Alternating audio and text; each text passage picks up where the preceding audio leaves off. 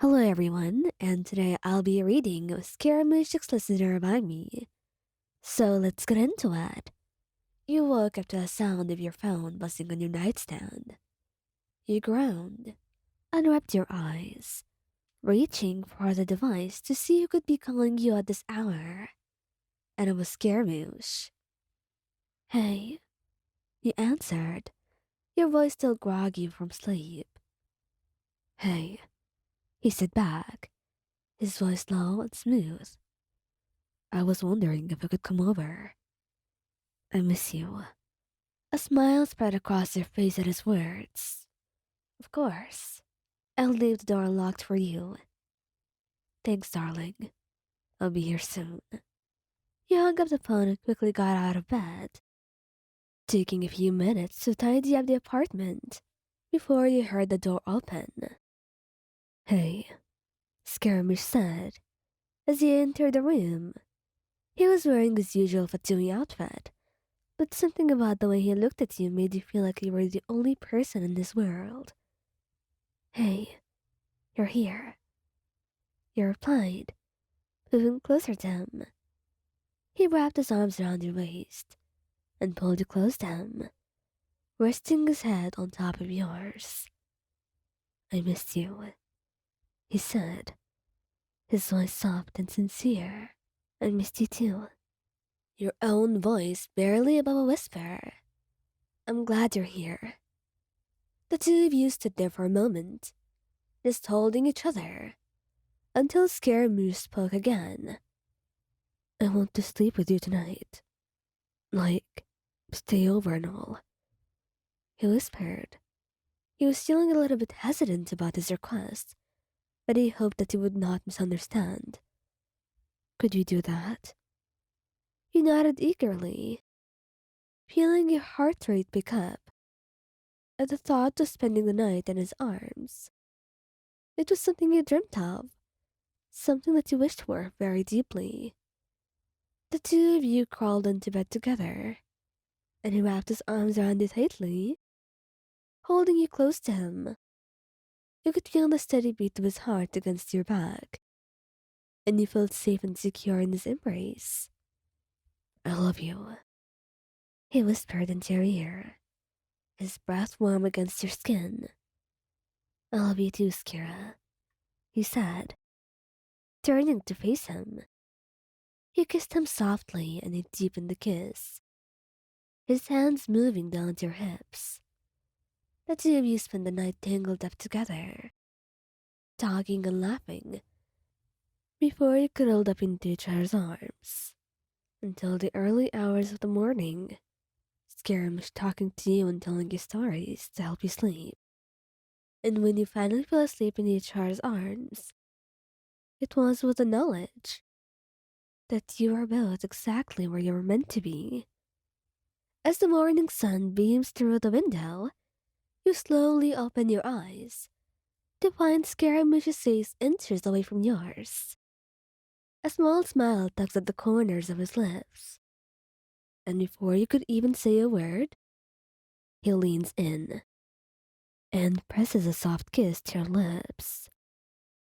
Good morning, my love, he says, his voice husky with sleep, and you stretch out your arms and yawn, feeling completely content in his embrace. Good morning to you too, Scaramouche, you reply, snuggling closer to him. He grins at you, his eyes shining with fondness. I thought I'd make you breakfast, he says, reaching over to grab a tray of food that he had prepared. You sit up, admiring the spread he had prepared for you. There were fluffy pancakes, cookies, and a cup of hot coffee. It was only your favorites.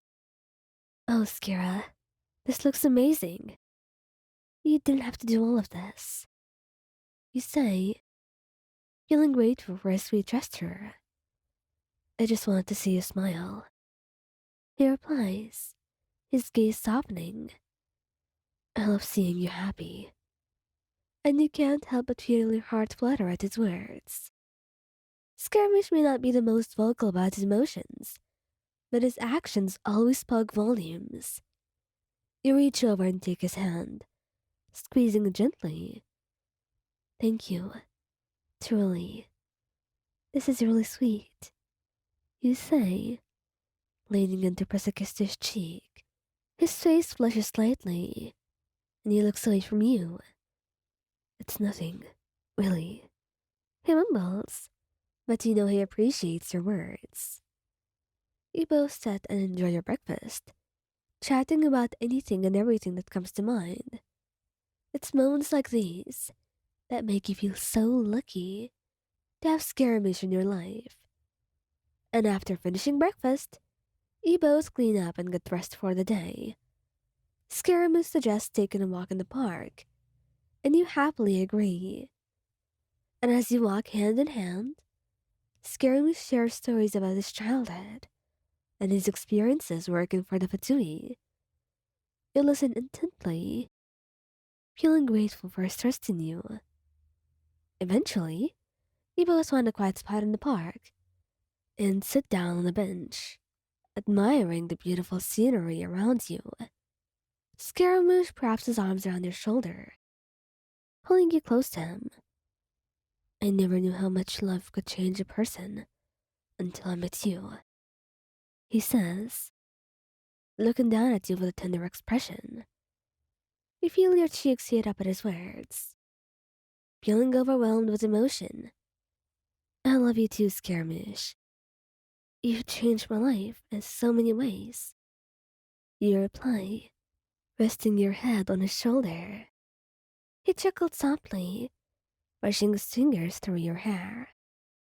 I'm glad I could make a difference, he says, pressing a kiss to your forehead. And as the day goes on, you spend it exploring the city, trying new foods, and laughing together. It's a day filled with love and happiness, and you never want it to end. Eventually, day turns into night, and you both find yourselves back at your house. You curl up in bed, feeling content and happy, with Scaramouche's arms around you. And as you both drift off to sleep, you can't help but feel grateful for everything that Scaramouche has brought into your life. He may not be perfect, but he's perfect for you, and you wouldn't want it any other way.